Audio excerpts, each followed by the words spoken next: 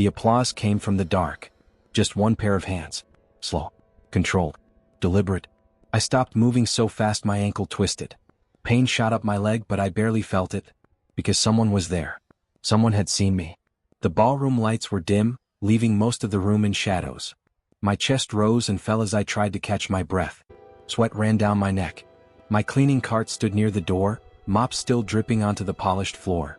I swallowed. Who's there? Silence. Then footsteps. Expensive shoes. Not hotel staff. Not security. The figure stepped forward and my stomach dropped. No. No way. I knew that face. Everyone did. Sharp jaw. Cold eyes. Perfect suit that probably cost more than everything in my apartment. Adrian Vale. Owner of the Vale Grand Hotel. Billionaire. And currently staring at me like I was something he couldn't figure out. I stepped back so fast I almost slipped. I'm sorry. My voice cracked. I was cleaning and I just what? Danced like a fool in a ballroom I didn't belong in? He said nothing. That somehow made it worse. I rushed to explain. I'll leave. Right now. It won't happen again. Still nothing. His gaze moved from my face to my bare feet, then back to my eyes. That made me more nervous than yelling would have. Finally he spoke. His voice was low, controlled. Why are you cleaning floors? I blinked. What? He took another step. Why are you cleaning floors? He repeated. When you move like that? I stared. That wasn't what I expected. Was he mocking me? I tightened my grip on the mop handle. I need money. He looked at me. No reaction. I almost laughed. What kind of answer was that? But it was the truth. Money. Rent. Medicine. Bills. Food. Life didn't care about dreams. I looked down. My mother is sick. The words came out before I could stop them. I hated that. Hated sounding weak. He studied me quietly. No pity. Just attention. I wasn't used to attention. People usually looked past me. Past the uniform. Past the tired eyes. Past the cleaner. But he didn't. It made my skin feel too tight. How long have you worked here? He asked. 8 months. And nobody knows you can dance? I gave a small, bitter laugh. Nobody knows I exist. The words slipped out. Too honest. Too ugly. I instantly regretted them. But something changed in his expression. Not softer. Just different. Like something in that sentence hit him. His jaw tightened. For a second I thought he might say something personal. Instead, his phone rang. The moment broke. He glanced at the screen and declined the call. Then another message appeared. I saw a name flash. Celeste. His fiancée. Right. Of course. Women online obsessed over them. Power couple. Perfect couple. Magazine covers. Luxury vacations. Designer rings. I looked away. Why was I even noticing that? This was ridiculous. I bent to grab my shoes. My hands shook. I should go. He didn't move. Come to my office tomorrow. I froze. Slowly I looked up. What? 10 a.m. My brain stopped working. What? For what? Was I fired? Promoted? Being investigated? I forced words out. Sir, did I do something wrong? For the first time, something close to emotion flashed in his eyes. Not anger. Not amusement. Something unreadable. No, he said. Pause. Something very right. Then he turned and walked away. Just like that. No explanation. Nothing. Only silence and expensive footsteps disappearing into darkness. I stood there for a full minute. Then 2. Then 5. My mop fell from my hand. What just happened? By the time I got home, it was almost 2 a.m. Home was a one-room apartment with cracked walls and a broken ceiling fan that only worked when it felt generous. I unlocked the door quietly. But the light was still on. Mama was awake. Again. She sat on the bed with a blanket over her legs. Her smile appeared the moment she saw me. You're late. I exhaled. You should be sleeping. You should be too. I rolled my eyes. Same argument. Every night. I set down the grocery bag. She coughed. That sound stabbed deeper every time. I pretended not to notice. She noticed me pretending. Mina. I know. No, you don't. I stopped. She was looking at me carefully now. Mother mode. Dangerous. What happened? Nothing. Mina. I hated that tone. The truth-detecting tone. I busied myself putting medicine on the table. Long shift. She kept watching me.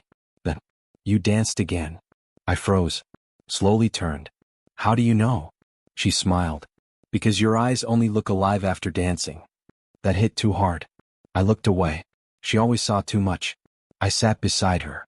Then quietly I said, "He saw me." She frowned. "Who?" I swallowed. "The owner." Silence. Then, "The owner? Yes." "The billionaire?" "Yes." "The terrifying one?" "Yes." Her eyes widened. What happened? I told her everything. The applause. The conversation. The office. The invitation. She listened without interrupting. When I finished, she said nothing for several seconds. Then, "You're scared." I laughed once. Humorless. "Obviously." She shook her head. "No." She touched my hand. "You're scared because part of you hopes this means something." I went still. No, that wasn't. Was it? She squeezed my fingers. "Mina, what if life is knocking?" I felt tears burn unexpectedly. Dangerous tears. I blinked them back. "Life doesn't knock for girls like me." She looked almost offended. "Who told you that?" I didn't answer. Because too many people had. Teachers. Landlords. Employers. Rich women who avoided eye contact. Men who tipped without looking. The world had said it enough. Girls like me clean dreams. We didn't live them. Mama's voice softened. They lied. I broke eye contact. "I don't want hope." "Why?"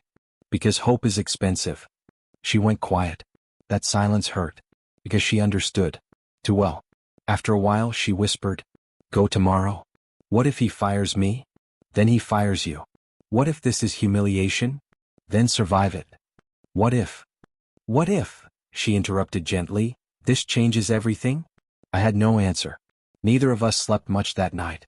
At 9:42 a.m. I stood outside Adrian Vale's office. My palms were sweating. I had changed uniforms 3 times before leaving home. The receptionist smiled politely.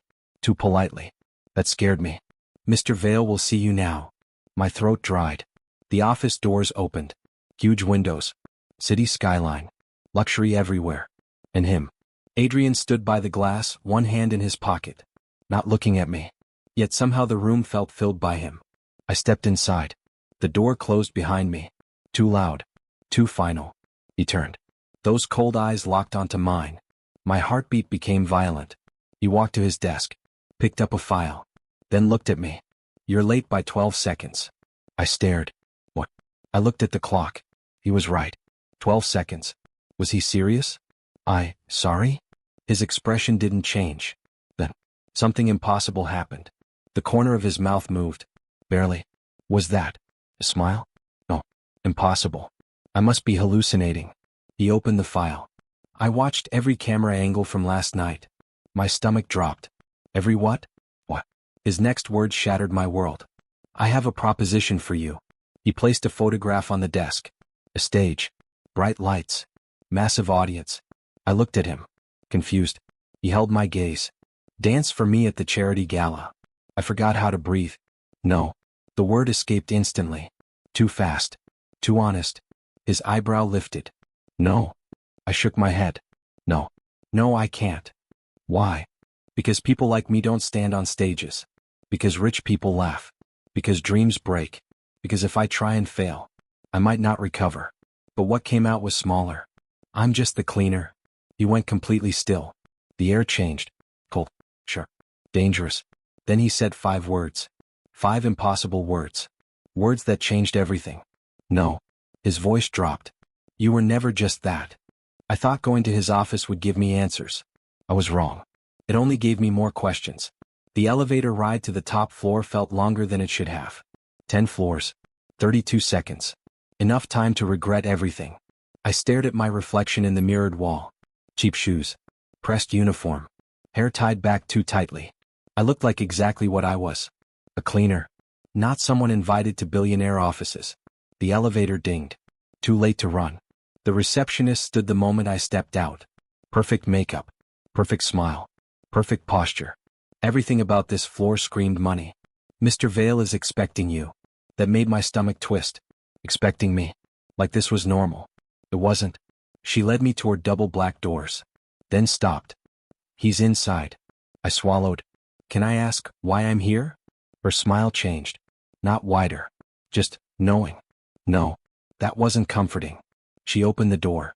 I stepped in. The office was massive. Glass walls. City skyline. Silence expensive enough to feel illegal. And him.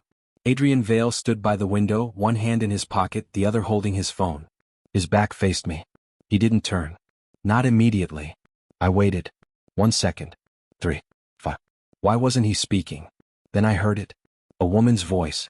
From his phone. Sure. Angry. Adrian, are you listening to me? I froze. Speakerphone. Oops. Celeste. His fiancée. I should leave. Immediately.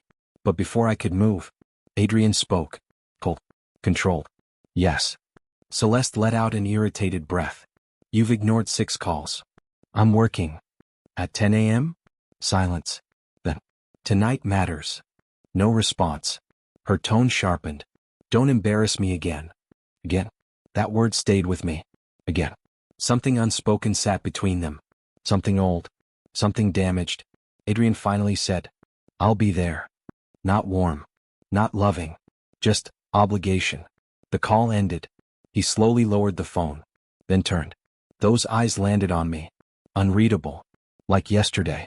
Except today something underneath looked strained. Like he hadn't slept. Good.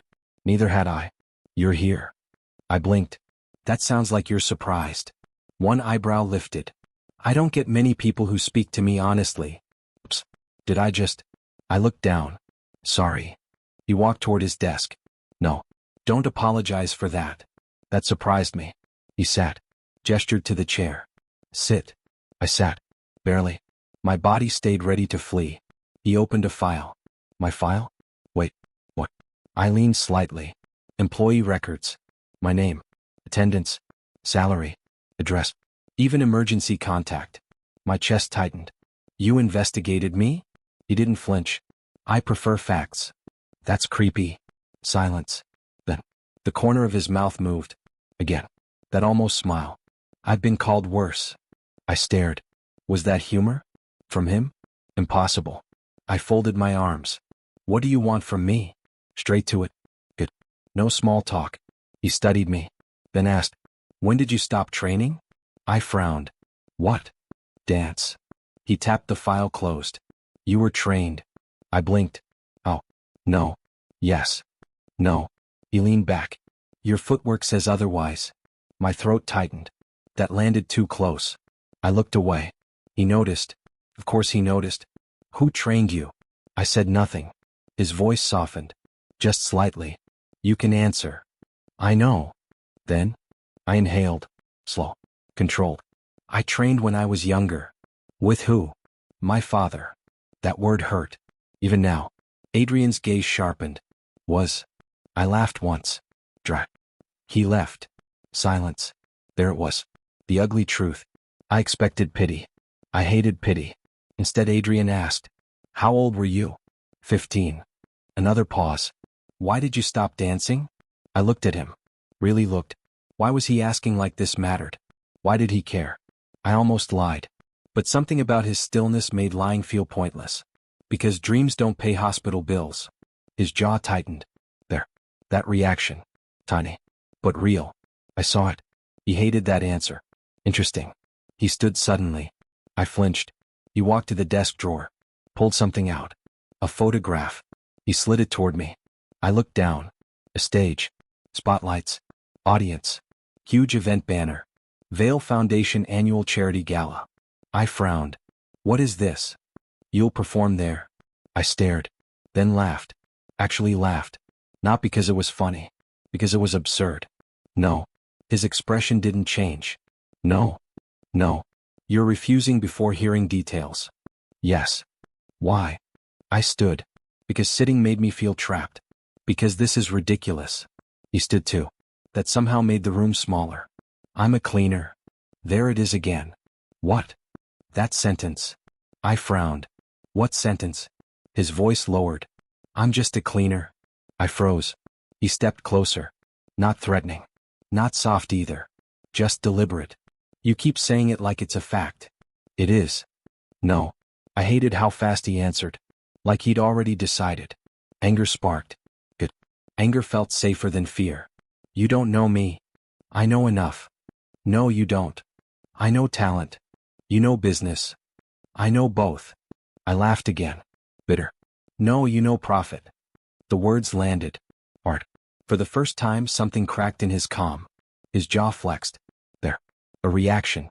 Good. I crossed my arms. See? That bothered you. He stared at me. Then quietly. You think I'm trying to use you? I said nothing. That was answer enough. His eyes darkened. Not angry. Wounded? No. Impossible. Then he did something I didn't expect. He told me the truth. When I was 16, I played piano. I blinked. What? He looked past me now. Not at me. Somewhere older. My father smashed my hands against the keys when I missed notes. My breath caught. What? He continued. Calm voice. Terrible story. He said art was weakness. Silence. I didn't move. He told me talent had value only if it generated power. His fingers flexed slightly, as if remembering pain. I stopped playing. The room felt different now. Not office. Not billionaire territory. Just two people carrying old damage. He finally looked at me again. That's why this bothers me. I couldn't speak, because now I understood. Not fully, but enough.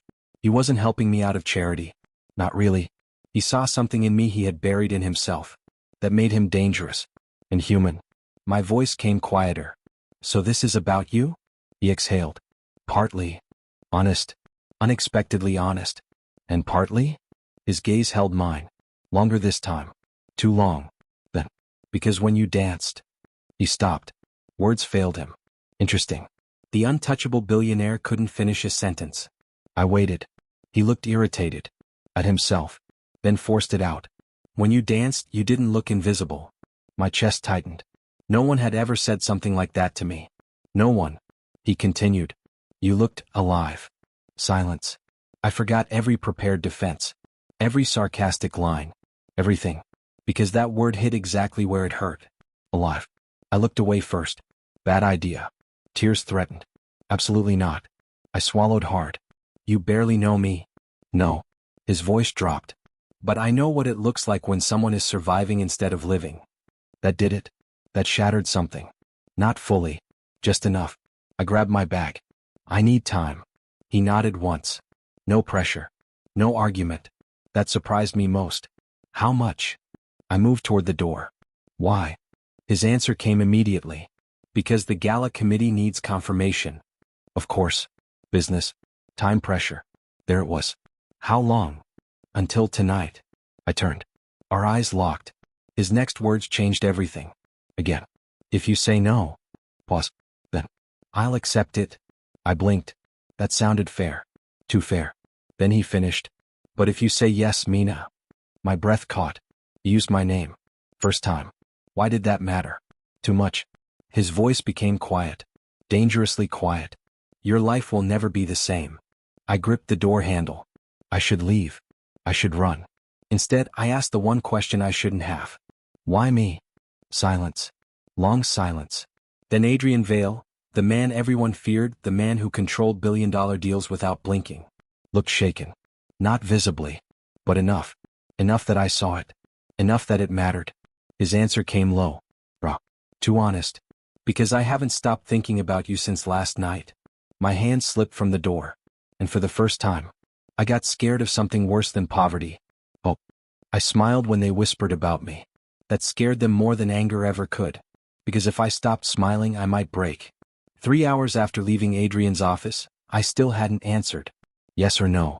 Dance or run. Dream or survive. My phone buzzed again. Unknown number. I stared. Then answered. Hello. Ms. Mina? Professional female voice. Yes. This is Mr. Vale's office. My back straightened. We need your answer. Straight to it.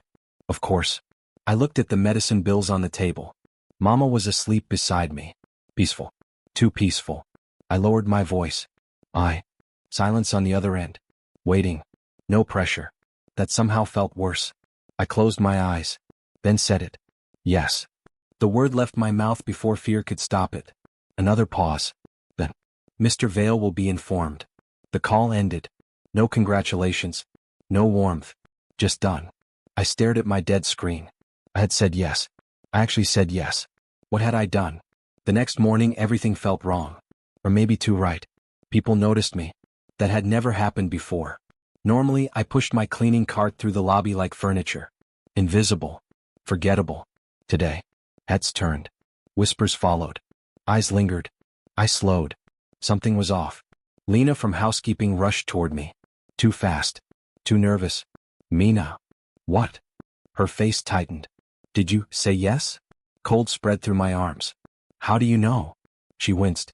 Oh no. No. How do you know? She exhaled. It's everywhere. Everywhere? She shoved her phone toward me. An internal company email. Subject line. Special charity gala announcement. Below it, a photo. My photo. From employee records. I went still. Then I read. Mr. Adrian Vale personally selects employee Mina Hassan as featured performer for this year's charity gala. Personally selects. Personally. I stopped breathing for half a second. No warning. No permission. Nothing. My hands shook. Lena looked worried. Mina? The whispers grew louder behind me. Oh, that's her. Seriously? A cleaner? She must know something. No way this is about dancing. I stopped listening. No. I heard all of it. I just stopped reacting. Because reacting would destroy me. I gave Lena back her phone. Then walked. One step. Then another. Straight toward the executive floor. I didn't think. I moved. Anger did the walking. The receptionist saw me coming. Alarm flashed across her face. Ms. Mina. I need to see him. Mr. Vale is in a meeting. Good. She blinked. What? Then I'll interrupt it. I didn't wait. I opened the doors. And walked straight into disaster. A meeting. Huge one. 8 executives. Luxury suits. Big screen. Charts. Money. Power. Silence dropped like glass. Every eye turned to me. Including his. Adrian sat at the head of the table. Calm. Still. Deadly. Only his eyes changed. Slightly. Surprise. I marched to the table. Held up my phone. What is this? Nobody moved. Nobody breathed. Marcus spoke first. Smooth voice. Sharp smile. Well? He leaned back. This is entertaining. I ignored him. Adrian's gaze stayed on me. What happened? I almost laughed. You sent company-wide news with my photo without asking. Silence. Then, he looked at Marcus. Not me. Marcus raised both hands. Don't look at me. PR sent it after approval. Adrian's voice cooled. Whose approval? Marcus smiled. Yours. The air changed. Small detail. Big impact. Adrian went still. Too still. That told me everything. He hadn't approved the photo. Interesting. Marcus was testing him. I looked between them. There was history here. Power games. Ugly ones. Adrian stood. Every executive straightened. Even Marcus stopped smiling for half a second. That told me enough. Adrian's voice was quiet. Quiet enough to scare everyone. Meeting ends now. Nobody argued. Chairs moved. Files closed. People rushed. Only one person stayed. Marcus. Of course. He adjusted his tie. Smirked back in place. He looked at me. Slowly. Like assessing market value. I hated it instantly. So you're the dancer. I said nothing. He smiled wider. Adrian spoke. Leave. Marcus ignored him. To be fair, Adrian, he said, I expected someone more. Pause. He looked me up and down. Cruel pause. Polished. There it was. Plus. Money.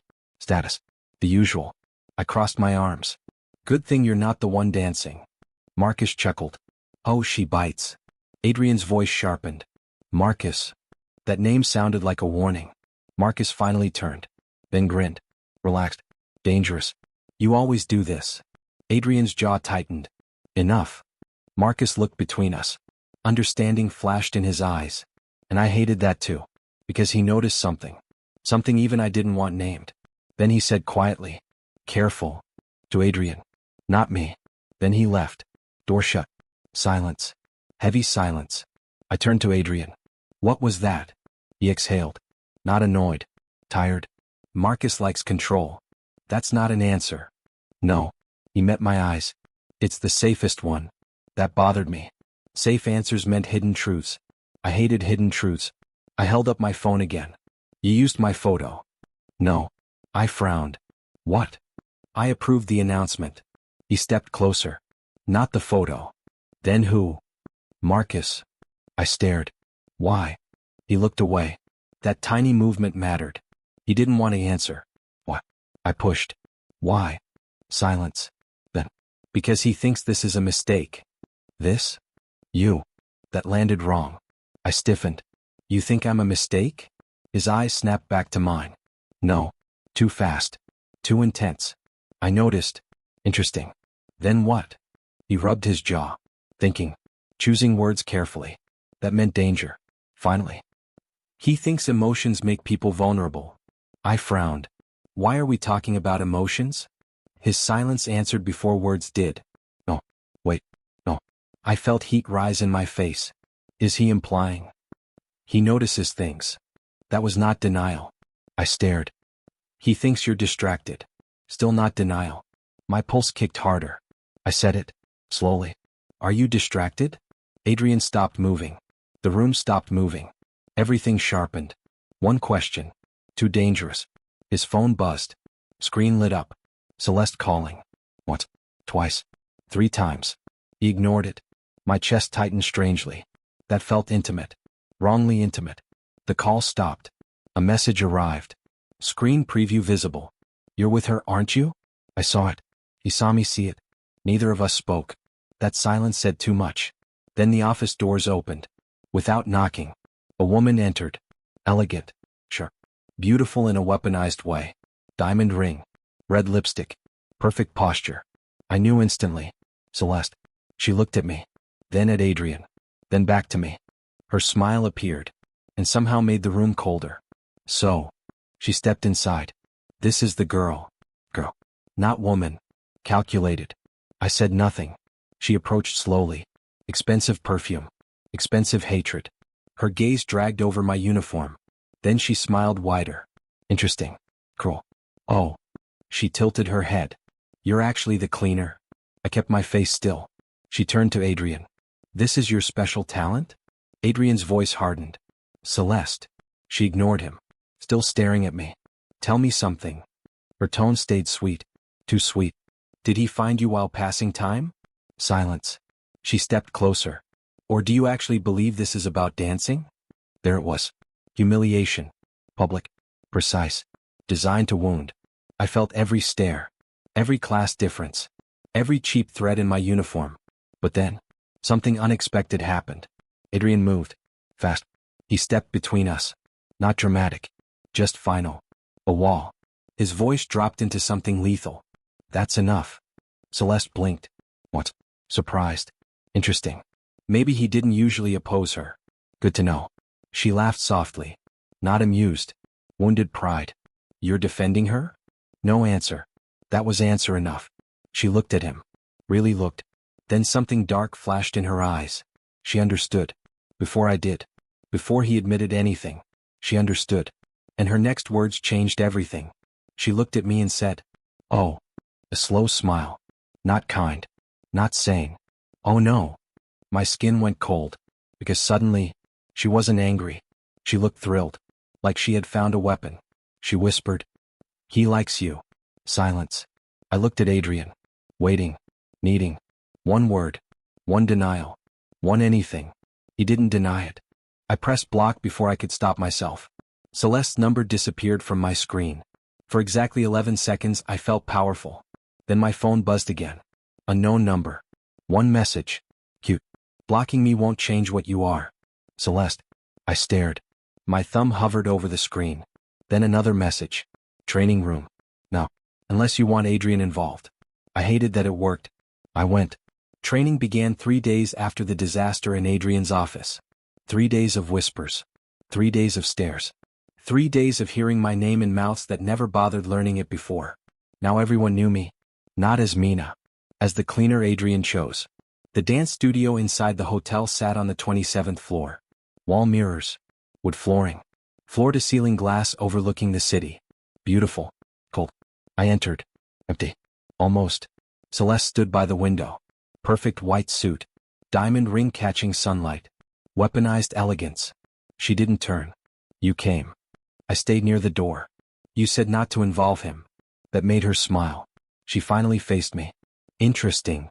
What? You protect his peace. I protect mine. She laughed softly. No. She stepped closer. You're already thinking about him. I said nothing. That said enough. She stopped an arm's length away, then looked me up and down. Not rushed. Deliberate. Cruel. I've been trying to understand something. I crossed my arms. What? Her gaze lowered to my hands. Calluses. Cleaning chemicals had roughened my skin. Then back to my face. What exactly does he see? There it was. No mask. No sweetness. Just poison. I kept my voice flat. Ask him. I am asking you. That sounds like your problem. Her smile vanished. Good. For the first time, something real showed. Jealousy. Ugly jealousy. She leaned in. Quiet voice. Girls like you always confuse kindness with love. I didn't blink. She continued. He buys medicine, notices your meals, says your name. She tilted her head. And suddenly you think you matter. My chest tightened. Not because she was right. Because she had noticed everything. Too much. You don't know anything. No. She smiled again. This time sharper. Then let me help. Pause. Then. Men like Adrian don't marry girls like you. The words landed clean. No yelling needed. She stepped back. Elegant. Controlled. He gets obsessed. Another step. He gets curious. Another. He gets bored. Silence. Then the final cut. And then he returns to women who actually belong beside him. I laughed. But it didn't sound like me. That surprised her. Good. I tilted my head. Are you trying to convince me? I glanced at the ring. Or yourself. That hit. Hard. Her jaw tightened. There. I found blood. Interesting. She moved so fast I barely reacted. Her hand grabbed my chin. Not hard. Worse. Controlled. Humiliating. Listen carefully. Her voice dropped. Stay on the floor where you belong. I pulled free. Anger flashed hot. No. She blinked. I stepped closer. For once she looked surprised. I kept my voice calm. Dangerously calm. I clean floors. I pointed at her ring. You polish trophies. Her eyes narrowed. I continued. At least one of us works. Silence. Heavy. Then applause. Single clap. We both turned. Marcus stood at the door. Smiling. Of course. He walked in like this was entertainment. Maybe it was. Well. He looked delighted. I missed the beginning, but the middle was excellent. Celeste straightened. Mask back on. Marcus looked at me. You're learning. I wish I could say the same. He laughed. Actual laughter. Then looked at Celeste. You're pushing too hard. She frowned. What? He adjusted his cuffs.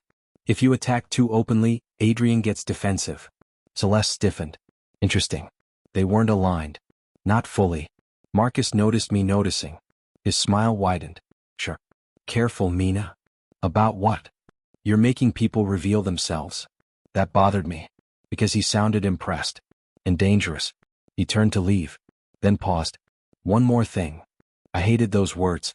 He looked back. At me. The gala guest list includes media. Pause. Millions will watch. My stomach dipped. He smiled. No pressure. Then left. Just like that.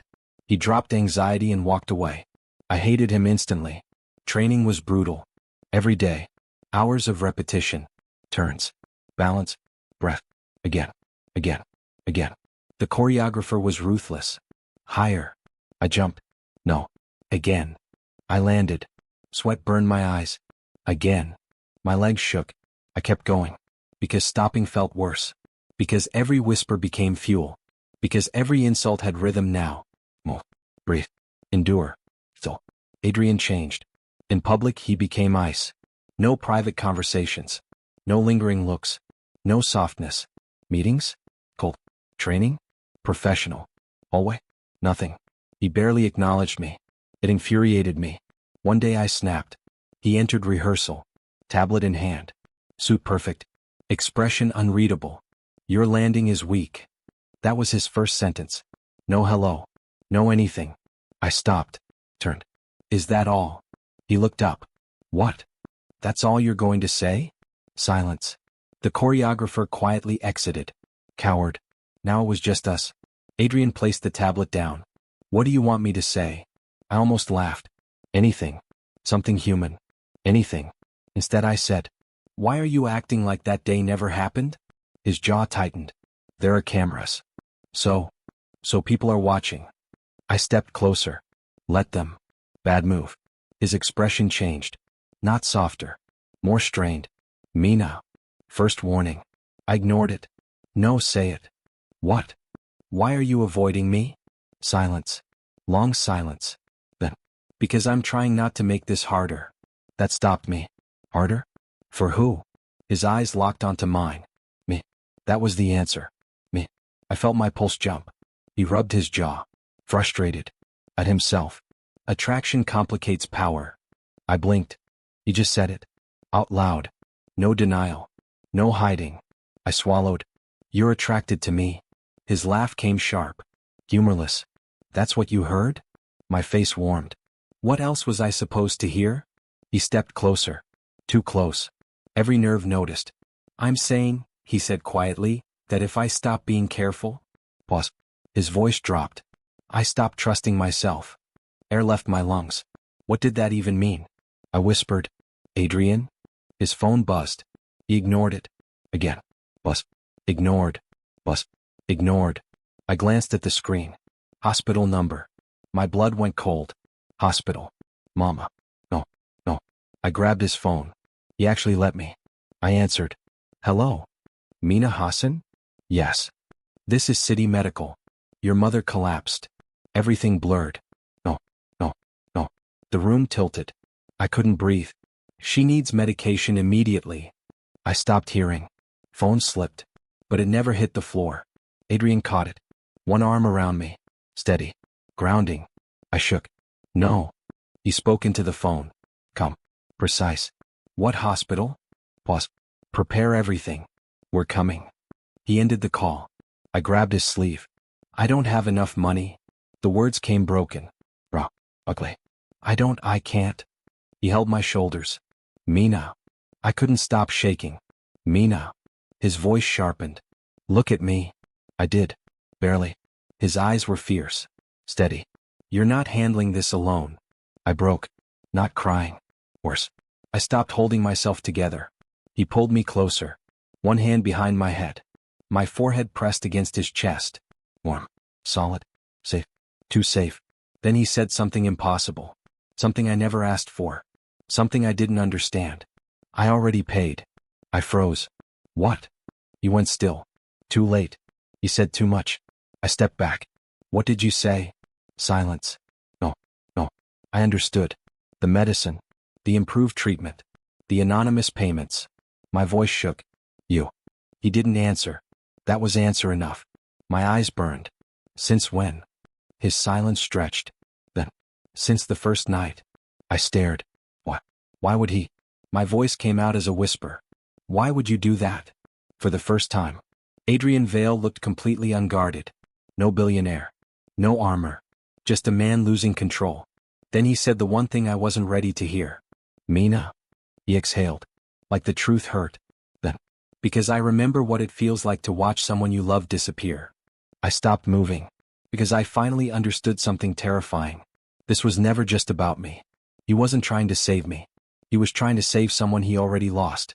And before I could ask who, the rehearsal room doors burst open. Celeste entered. Smiling. Holding a champagne glass. Diamond ring sparkling. She looked straight at me. Then at Adrian. Then raised her glass. Bright voice. Cheerful. Deadly. Perfect timing. She lifted her left hand. The ring flashed. Then she said, we finally set the wedding date. For the first time they looked at me like I belonged there. I should have known it wouldn't last. Beautiful things in my life never did. The gala night turned the hotel into another world. Crystal chandeliers. Live orchestra. Champagne. Diamonds. Power dressed in silk and arrogance. Every person in that ballroom looked expensive. And then there was me. Standing backstage. Barefoot. Hands shaking. Trying not to throw up. My costume was simple but elegant. Silver fabric. Open back.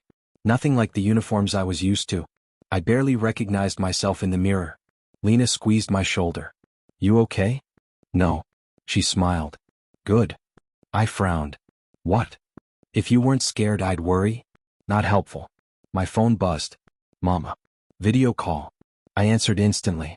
Her face appeared on screen. Warm blanket around her shoulders. Oxygen tube still there. But smiling. always smiling for me. Oh. Her eyes widened. Look at you. I laughed nervously. Too much. Not enough. She wiped a fake tear. My daughter became art. My throat tightened. Mama? She looked serious now. Listen to me. I straightened. No matter what happens tonight. Pause. You already won. I swallowed. What if I mess up? She smiled softly. Then mess up beautifully. I laughed. Real laughter. Needed laughter. Then she narrowed her eyes. Is he there? I knew exactly who she meant. Who? Mina. What? Don't insult me. I sighed. Yes. Her smile turned dangerous. Mama. What? You're impossible. I'm dying. Let me enjoy this. Mama? She laughed.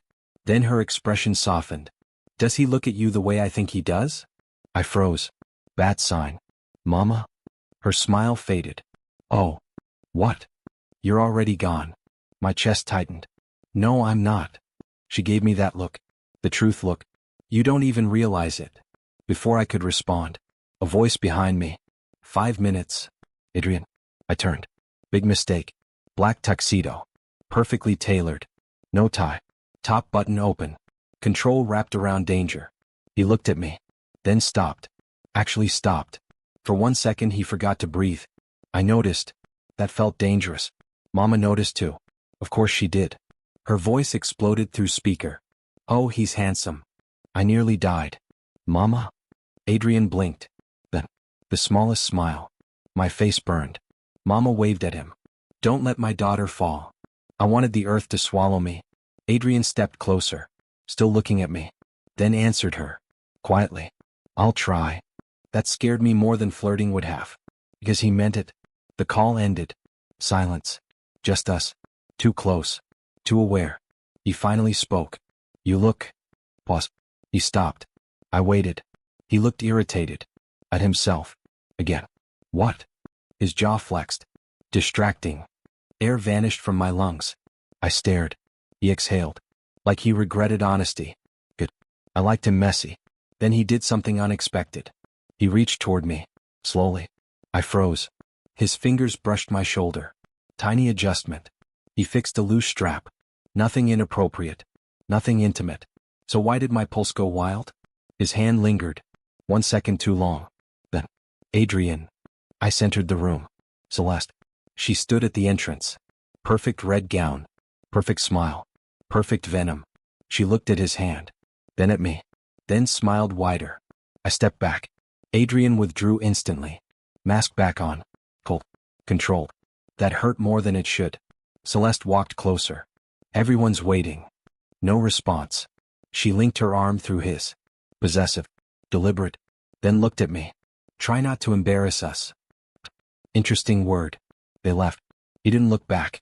That hurt. Too much. The performance began. Music started. The world disappeared. And then, I danced. Not for money.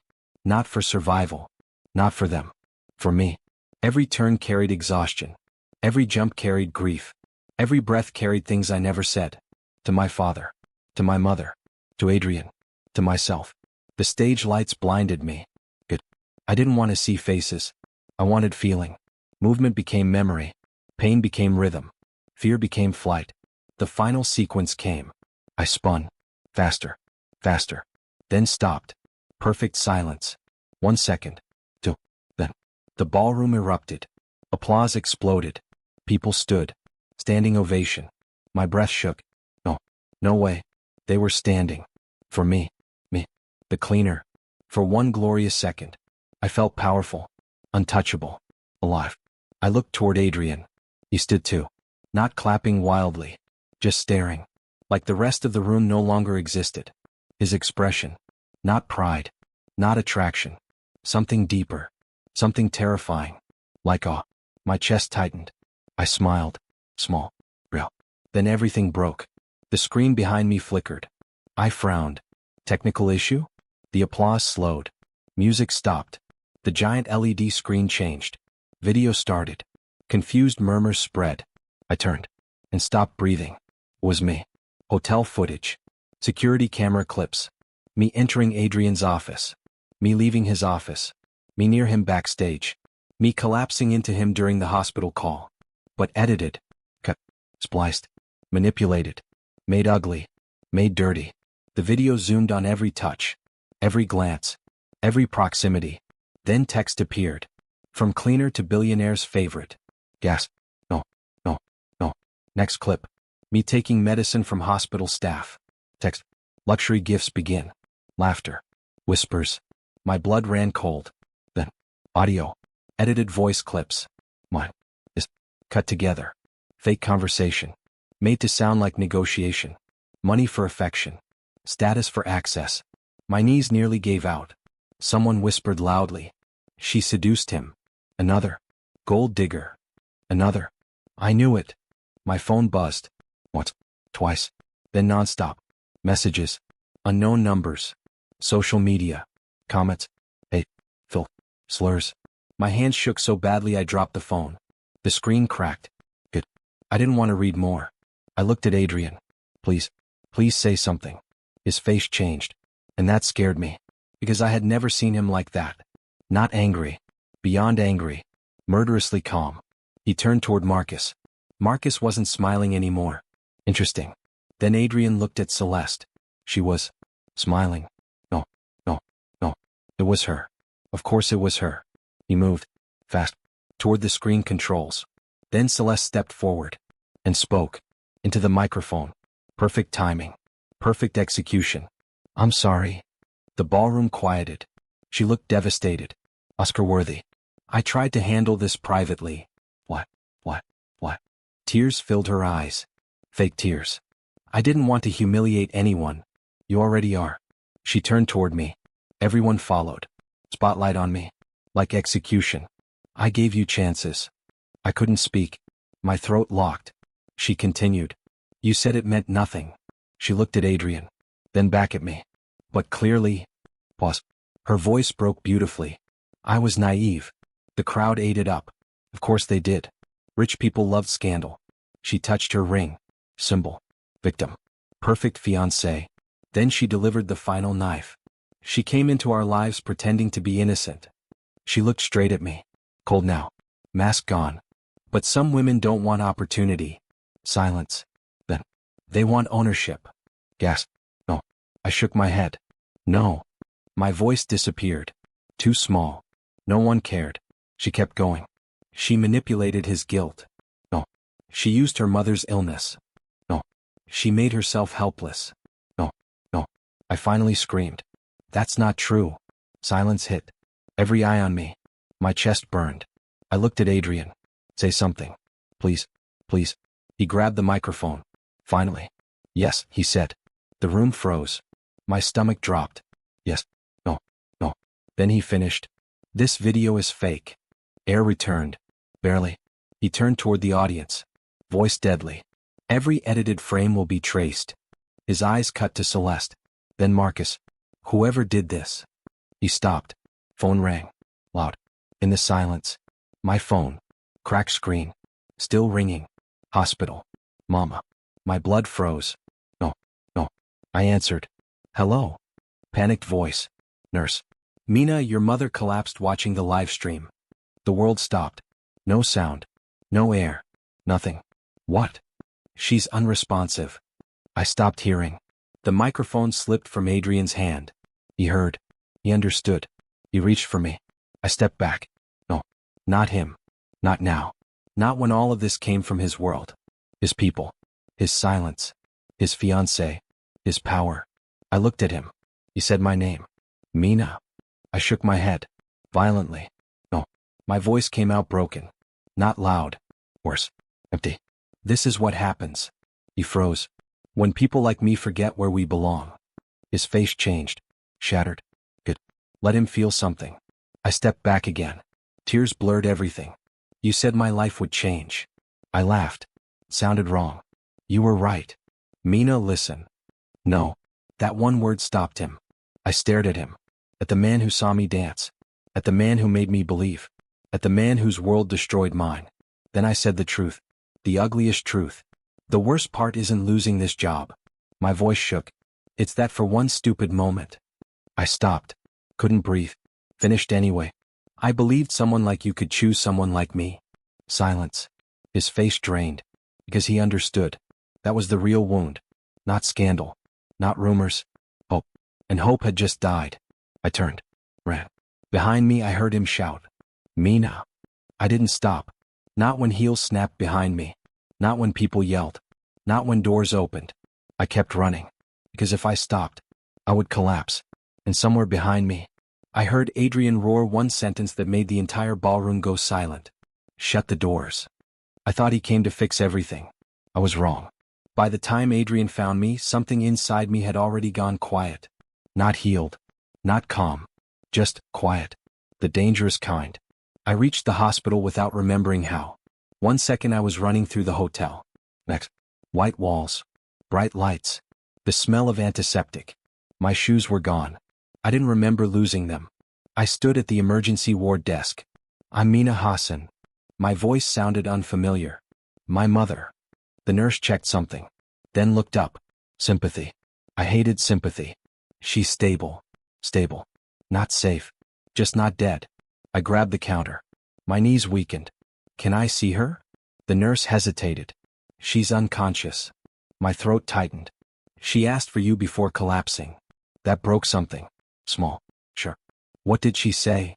The nurse softened. She kept saying. Pause. Tell Mina this isn't her fault. I stopped breathing. No. No. No. I turned away. Walked. Then sat outside her room. Plastic chair. Cold floor. Colder silence. And then. Nothing. No tears. No screaming. No panic. Just numbness. My phone vibrated. Again. Again. Again. I finally looked. 127 missed calls. Lena. Unknown numbers. News channels. Social media. Marcus.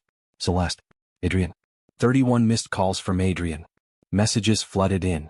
Please answer. Mina, where are you? This wasn't me. Talk to me. Please. Please. Interesting word. I stared at the screen. Then kept scrolling. More. I'm at your house. Hospital. Answer me. I'm begging you. That one made me stop. Begging? Adrian Vale? Begging? I almost laughed. Instead, I powered off my phone. I stopped answering. That said everything. Hours passed. Or minutes. Time became meaningless. Doctors walked by. Machines beeped. People cried. People prayed. Life ended in rooms around me. Mine had ended in a ballroom. Funny. I looked at my reflection in the ward window.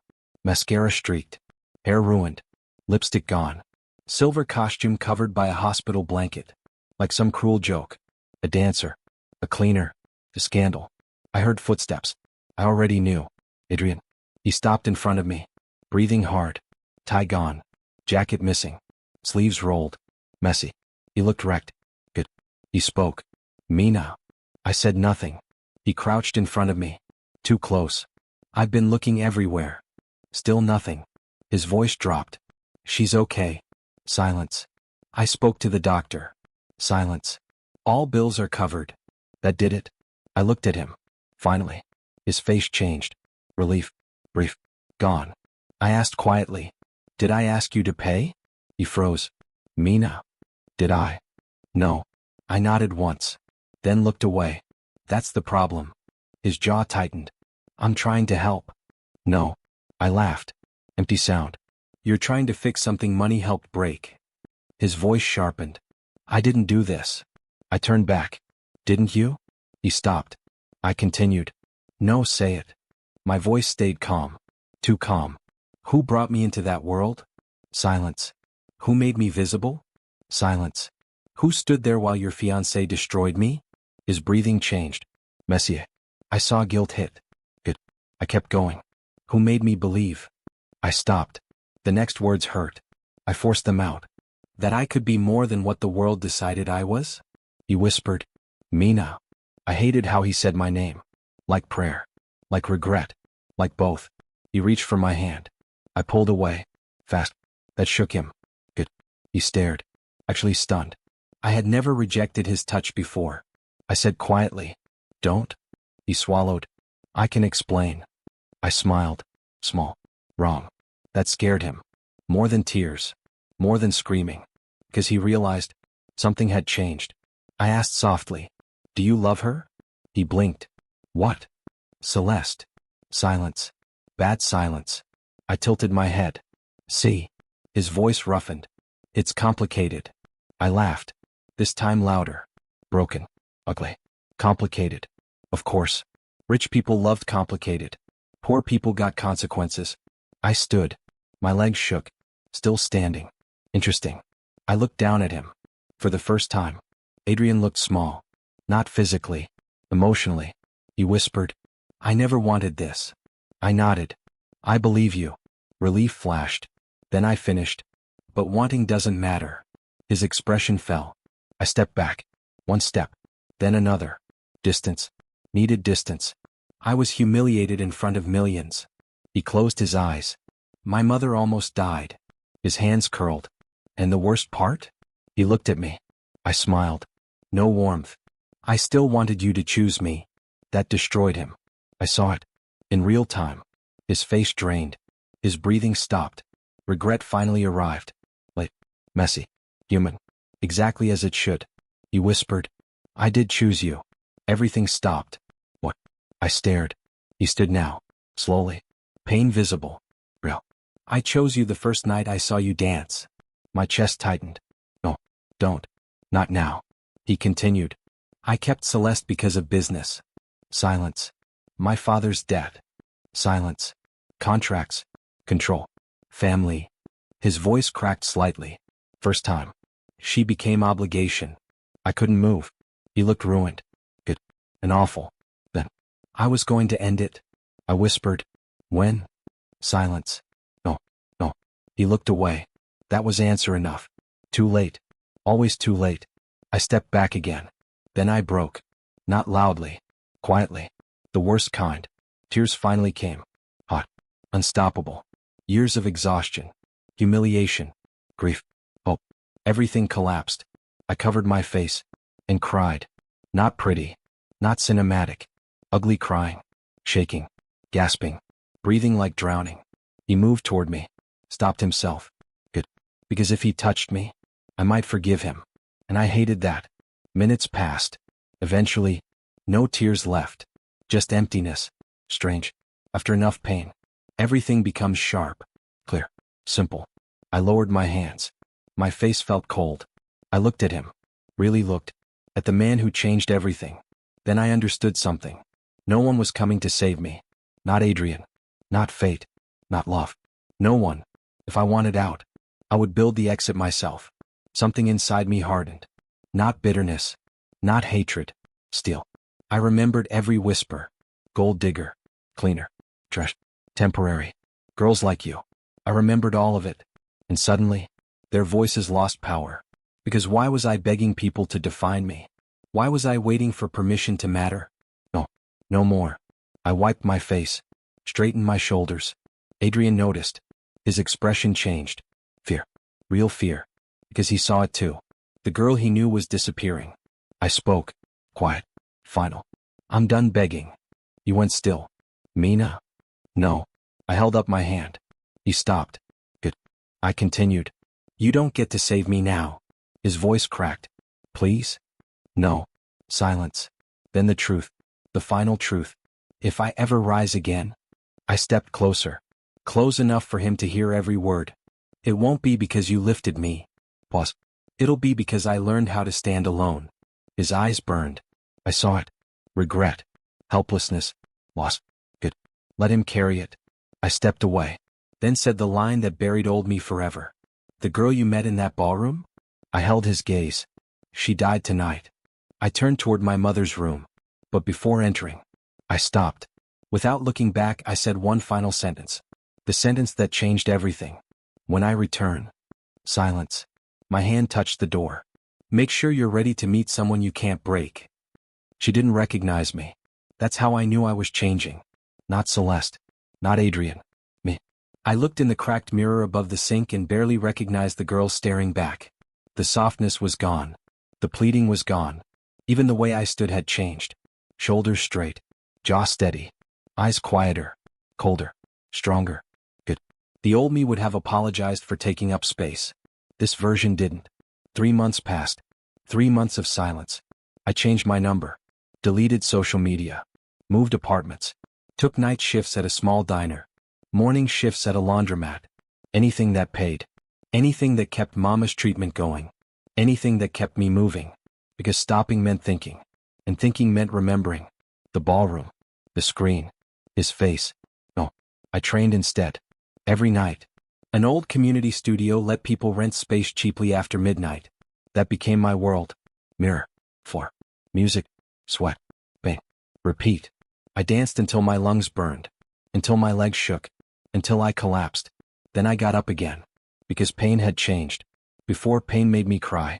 Now, pain gave structure. Discipline. Control. If my body screamed good, it meant I was alive. One night I pushed too hard. Turn. Leap. Land. Wrong. My ankle twisted. I crashed to the floor. Art. A sharp curse escaped me. Idiot. A voice answered. No. I froze. Not alone. An older woman sat near the back wall. I had never seen her enter. Gray hair tied tight. Long coat. Sharp eyes. Terrifying posture. She continued. Not idiot. Pause. She studied me. Undisciplined. I stared. Who even was this woman? She stood. Slowly. Elegant. Controlled. Powerful without trying. Your turns are emotional. I frowned. That's bad. Yes. She walked closer. Emotion without control is self-destruction. I crossed my arms. And you are. She stopped. Elena. That was it. No last name. Nothing. Just Elena. She looked me over. You train like someone running from death. I said nothing. She smirked. Interesting. You don't deny it. Should I? No. She bent slightly, examining my ankle. Can you stand? Yes. Good. She straightened. Then stand. No sympathy. No softness. I liked her instantly, and hated her a little. I stood. Pain shot upward. I hissed. Elena didn't react. Again. What? The sequence. I blinked. I'm injured. She stared. Unimpressed. Are you broken? No. Then again. Who was this woman? I almost laughed. Instead, I danced. Badly. Ankle unstable. Turns weaker. Balance off. Elena watched. Silent. Judging. Finally. Stop. I stopped. Breathing hard. She walked toward the mirror. Tapped the reflection. This girl. I looked at myself. What about her? She still asks permission. My body went still. No. No. She continued. She dances like someone waiting to be chosen. The room went silent. Every word hit. Art. I whispered. You don't know me. Elena looked at me. Directly. No. Pause. But I know hunger. Silence. I know grief. Silence. I know revenge. That word changed everything. Revenge. Not childish revenge. Not destruction. Transformation. She folded her arms. So answer. My throat tightened. What? Do you want pity? No. Do you want healing? I hesitated. Maybe. She shook her head. Wrong answer. I frowned. What? She stepped closer. Close enough that I felt the weight of her presence. You don't need healing first. Her eyes sharpened. You need power. Something inside me responded. Violently. Like a locked door opening. Elena saw it. Of course she did. Then she smiled. First time. Small. Dangerous. There you are. Training with Elena felt like war. She was brutal. Merciless. Annoying. Brilliant. She destroyed every weakness. Again. Again. Again. Your core is weak. Again. You hesitate before landing. Again. You think too much. Again. You remember him while dancing. I stopped. Breathing hard. What? She raised an eyebrow. You heard me. No, She cut me off. Your shoulders tense every time emotion enters. Silence. She knew. Without details. Without names. She knew. I looked away. She sighed. Rare softness.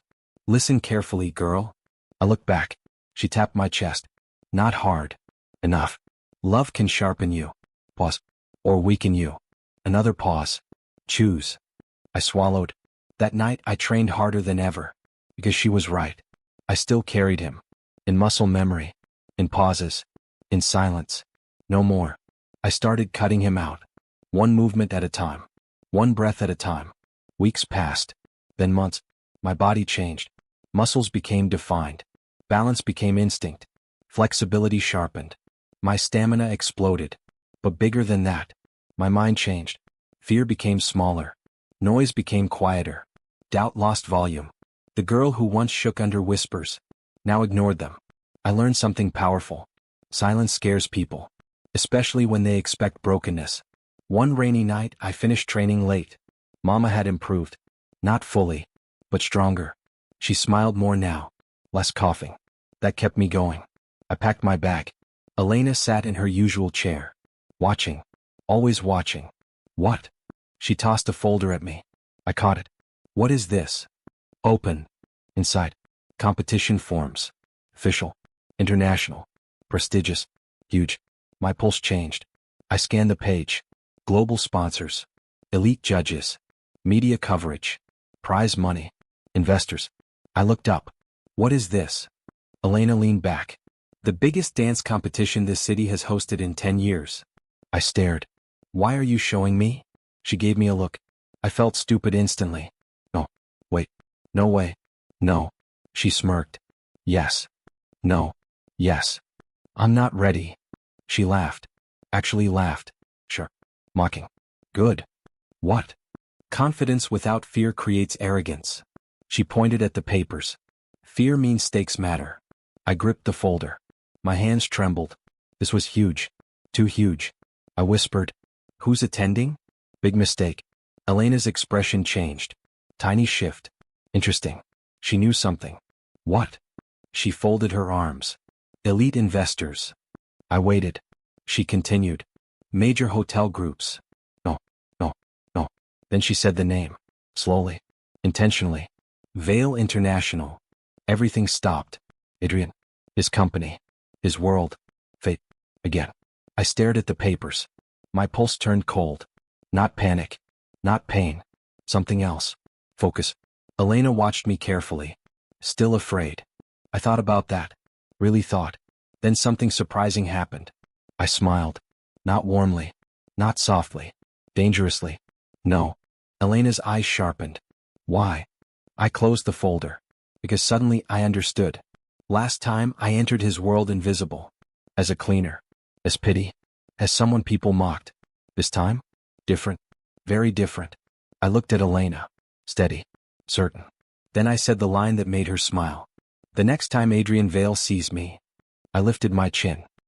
He won't be looking down. I smiled when he said my name. That scared him more than anger ever could. Because Adrian Vale remembered something before I even spoke. I never smiled at him when I was truly done. Karma didn't arrive with fireworks. It came quietly. Like cracks inside glass. Small at first. Easy to ignore. Then suddenly, everything fractured. I didn't go looking for news about Adrian. Found me anyway. People talked. Studios had gossip. Diners had televisions. Phones had headlines. And rumors traveled fast. Especially about billionaires. Marcus was under investigation. Financial leaks. Hidden accounts. Offshore transfers. Millions missing. Investors were panicking. Then another rumor surfaced. Celeste. Manipulation. Bribe media. Paid editors. Leaked footage. Tampered videos. Interesting. Very interesting. I stared at the article on someone's phone. No surprise. Part of me had always known. People like Celeste didn't fight fair. They destroyed quietly. Then smiled publicly. So, I refused to get distracted. My focus stayed here. Studio. Training. Competition. Control. Nothing else mattered. At least that's what I told myself. Again. Elena's voice cut through the room. I groaned. I did it. No. She folded her arms. You survived it. Pause. Not the same. I exhaled. Annoying woman. Brilliant woman. I reset my position. Music started again. Breath in. Turn. Extension. Drop. Rise. Every movement precise. Sure. Intentional. No wasted energy. Elena watched like a hawk. Then, the studio door opened. I didn't stop. Probably another renter. Music drowned the sound. I kept dancing. Turn. Leap. Land. Then I felt it. That strange shift in air. The kind your body notices before your mind does. Presence. Heavy. Familiar. Dangerous. My stomach tightened. No. I finished the final movement. Music stopped. Silence. Then Elena said, "You have a visitor." I turned and forgot how to breathe. Adrian. He stood near the entrance, still watching me. No suit jacket. Tie missing. Hair slightly messy. Eyes tired. No, not tired. Haunted. That word fit better. He looked nothing like the man from the ballroom. This Adrian looked like sleep had abandoned him months ago. Dark circles. Sharp cheekbones. Exhaustion. And something worse. Regret. Real regret. Elena glanced between us. Interesting. She understood everything without context. Of course she did. She walked toward me. Quietly. "Do you want me to remove him?" I almost laughed. Remove him. Like trash. Tempting.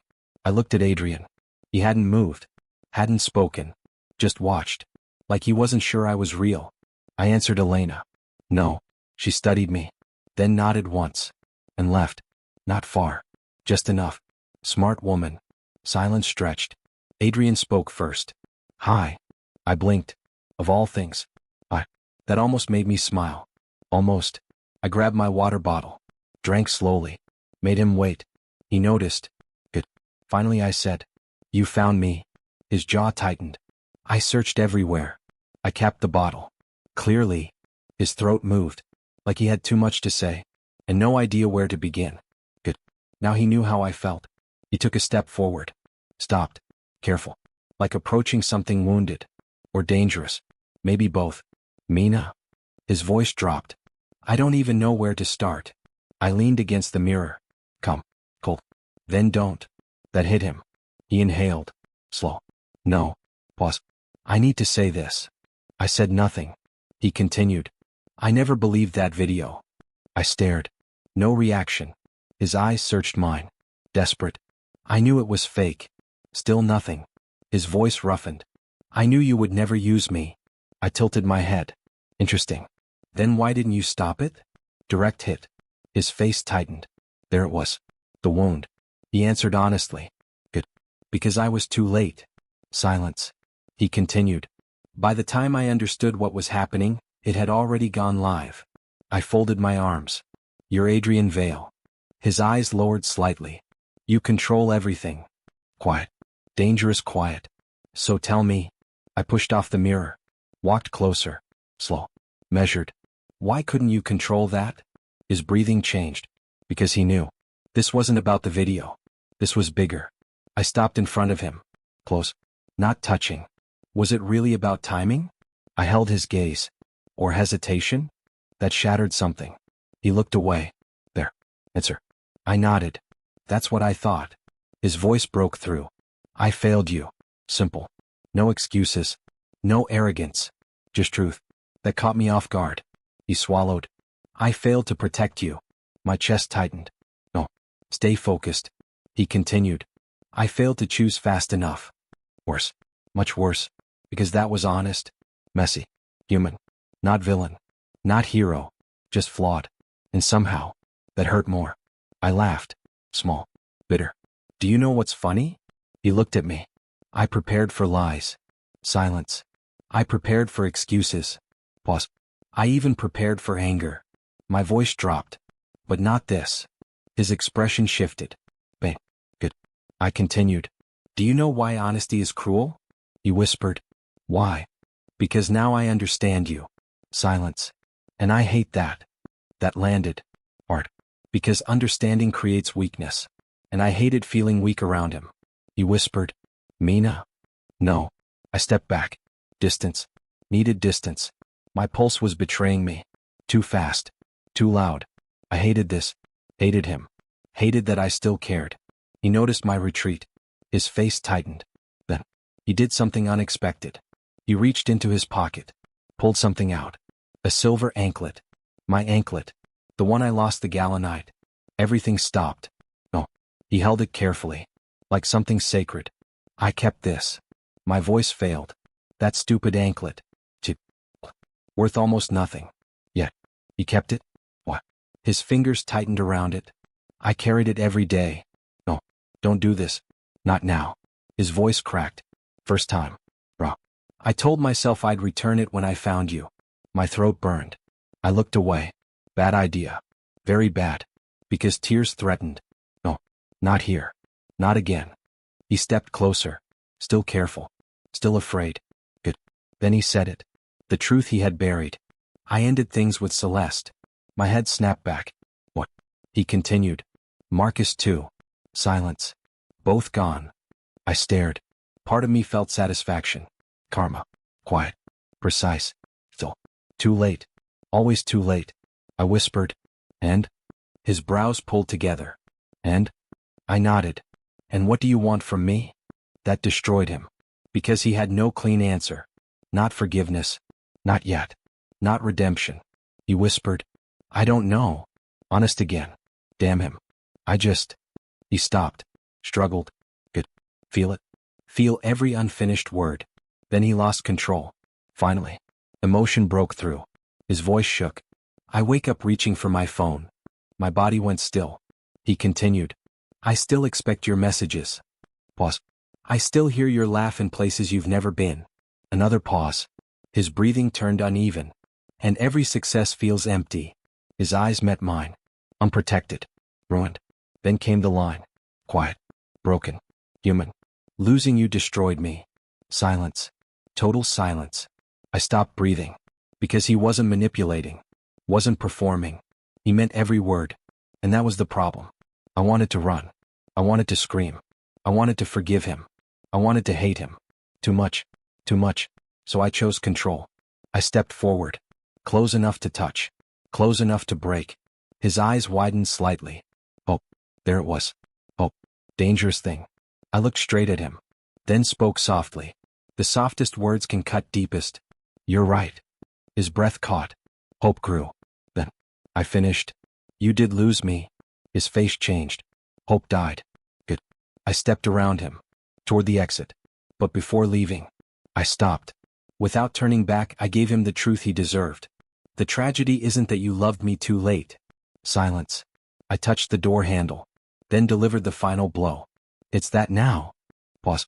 You finally became the man I needed. I opened the door. And I'm no longer the girl waiting for him. For the first time, they looked afraid of losing control. Not me. Celeste. Marcus. The people who built lies and called them truth. The truth arrived on a Tuesday morning. Quietly. No warning. No dramatic setup.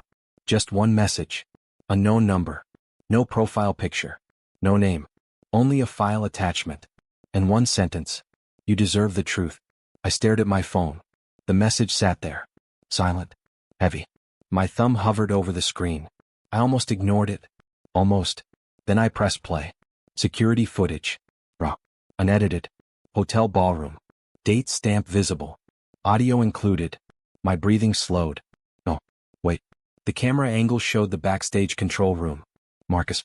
Celeste. Together. Talking. Smiling. My entire body went still. Celeste crossed her arms. Once the video plays, she's finished. Marcus smirked. And Adrian? Celeste laughed. Cold. Cruel. He'll come back to me. Marcus leaned against the console. What if he chooses her anyway? Celeste's expression hardened. He won't. Pause. Then the line that made my stomach drop. Release the financial files if he resists. Marcus nodded. Enough to scare investors? Celeste smiled. No. She leaned closer. Enough to destroy him. Silence. Marcus chuckled. You're terrifying. Celeste's smile widened. I'm efficient. Then. The video ended. I stopped breathing. No movement. No thoughts. Just stillness. The proof. The real proof. Not rumors. Not assumptions. Truth. Undeniable. I replayed it. Again. Again. Not because I doubted it. Because part of me needed to fully understand something ugly. They never hated me because of who I was. I was collateral. A tool. A target. They used me to control him. That realization felt strange. Not relieving. Not satisfying. Just clarifying. My phone buzzed. Then again. Then nonstop. Notifications exploded. News alerts. Texts. Calls. Everything at once. The video had leaked publicly. Whoever sent it to me sent it everywhere. Social media erupted. Headlines multiplied by the minute. Breaking scandal. Original footage exposes hotel conspiracy. Celeste Moreau implicated in frame-up. Marcus Reed facing fraud investigation. My old name returned to the internet. Again. Only this time. Different. Comments flooded in. She was innocent. We judged her too fast. This is sick. She deserves justice. Justice. Funny word. The same people who called me desperate now called me brave. The same people who mocked me now offered sympathy. Public opinion changed fast. Too fast. That's when I learned something dangerous. Crowds don't love truth. They love momentum. Today they defended me. Yesterday they destroyed me. Tomorrow? Who knew? So no. Validation didn't heal me.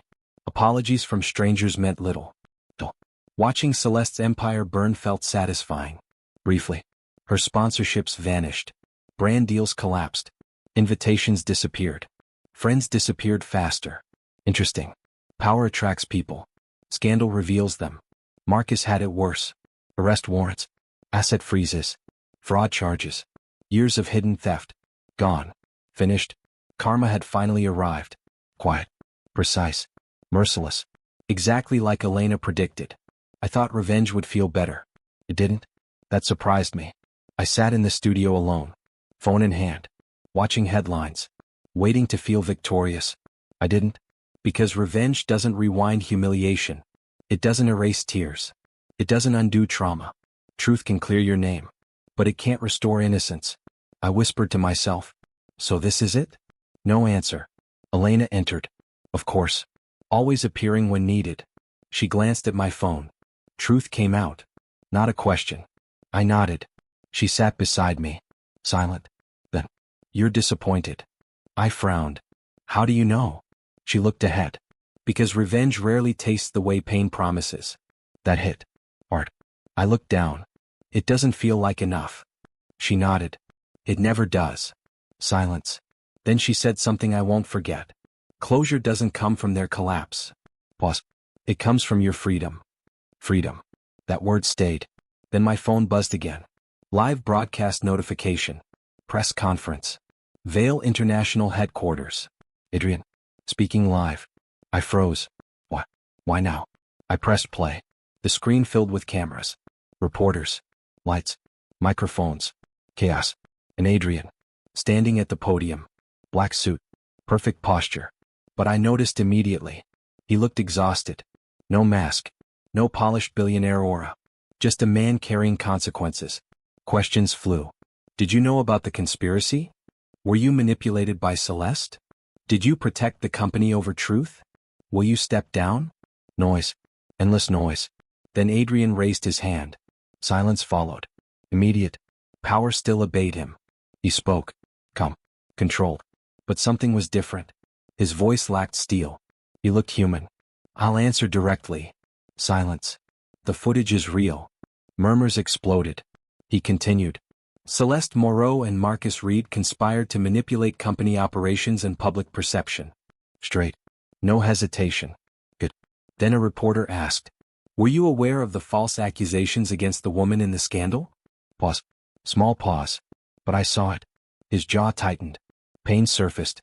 He answered. Yes. Silence. The room changed. Another reporter shouted.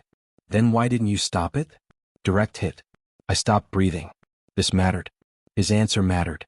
He could lie. Protect himself. Blame timing. Blame sabotage. Blame anyone. Instead, he did something unexpected. He looked straight into the cameras. Straight at the world. And destroyed himself. Because I hesitated. The room went silent.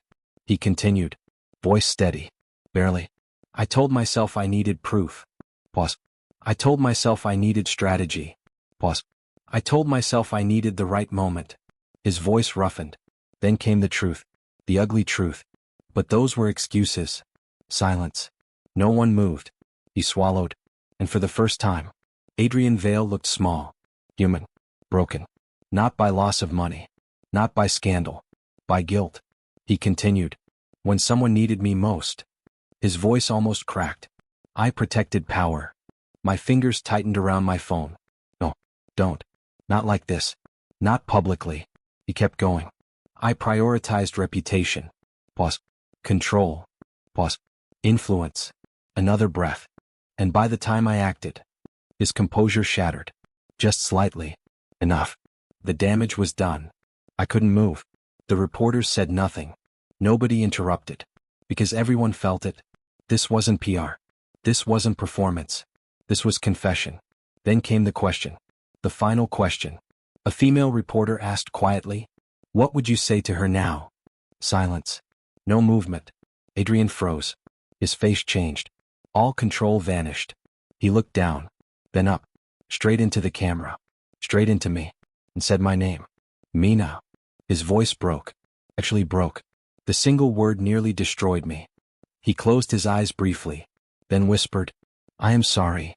No corporate language. No polished statement. Just 3 words. Bro. Late. Real. He continued. If regret could undo pain. His breathing faltered. I would spend the rest of my life paying that debt. My vision blurred. No. No tears. Not now. Then he said the thing I wasn't ready to hear. If she never forgives me. Pause. His voice dropped. I understand. Another pause. But she deserves one truth. Silence. Total silence. Then. The final confession. The one that changed everything. I did not lose the most important thing in my life because of Celeste. My pulse stopped. He looked directly into the camera. Ruined. Honest. Destroyed. He finished. I lost her because I was a coward. The broadcast ended. Black screen. Silence. My hand trembled. Not from anger. Not from sadness. From impact. Because for the first time, Adrian gave truth without defending himself. No mask. No power. No shield. Just accountability. And somehow, that scared me more than his power ever had. Because monsters are easy to hate. Broken humans aren't. Elena spoke softly, without looking at me. Well? I swallowed. My voice came out thin. Well, what? She finally turned. Her eyes sharp. Knowing. Dangerous. She asked the question I didn't want. Now that he's finally telling the truth. Pause. What are you going to do when he comes for you again? For the first time, Adrian looked afraid of losing me. Not angry. Not cold. Afraid. And somehow that hit harder than all his silence ever did. I found Celeste before she found me. She stood outside the backstage corridor of the competition venue. No cameras. No reporters. No polished smile. Just her. Alone. And broken in a way I had never seen before. Her designer clothes were flawless. Her mascara wasn't. Interesting. She looked up. Her eyes narrowed. There you are. I stopped walking. A few months ago I would have shaken. Not now. She crossed her arms. Even desperate, she tried to hold on to power. You've won. I said nothing. She laughed. Short. Bitter. I underestimated you. Still silent. That seemed to irritate her more. Good. She stepped closer. What do you want? Her voice sharpened. Money? Pause. Revenge. Another step. Status. She searched my face like she wanted something ugly from me. Something she could understand. Hatred. Greed. Cruelty. Because if I wanted those things, then she could still explain me. Control me. Reduce me. I looked at her. Really looked. And suddenly I saw it. Not elegance. Not superiority. Fear. Raw fear. The kind people hide under expensive perfume and perfect posture. She whispered, "Say something." So I did. Quietly. I feel sorry for you. Her face changed instantly. What? I didn't raise my voice. Didn't need to. You had everything. I tilted my head. And it still wasn't enough. She stared. I continued. You had wealth, influence, access. Pause. And you still thought love could be forced. Her breathing changed. Faster. I saw it. The crack. She snapped. You think you understand anything? Her voice rose. You think he chose you because you're special? I stayed calm. That made her angrier. She laughed. Harsh. He noticed you because you were different. That's all. I said nothing. She moved closer. Do you know what it's like? Her voice trembled now. Interesting. Not rage. Pain. To spend years becoming perfect for someone. Pause. And still not be enough? There it was. The truth.